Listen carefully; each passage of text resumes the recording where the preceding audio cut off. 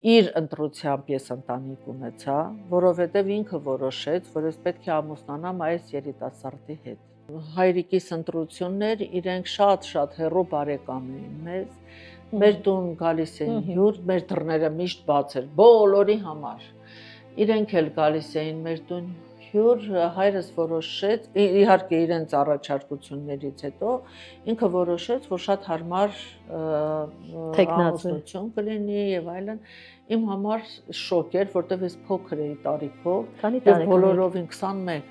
ցանկություն չունեի ոչ ամուսնանալու, 20-21 ինստիտուտը նոր ավարտել էի, եւ բայց հայրս իր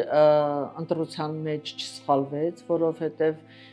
ես ունեցա շատ դաստիարակված, կիրթ, զարգացած բանիմաց, շատ հաճելի արտաքինով ասեմ ձեզ, ամուսին, ով երբևիցե իմ կյանքը չդրեց որևէ տեսակի ցնցումների մեջ,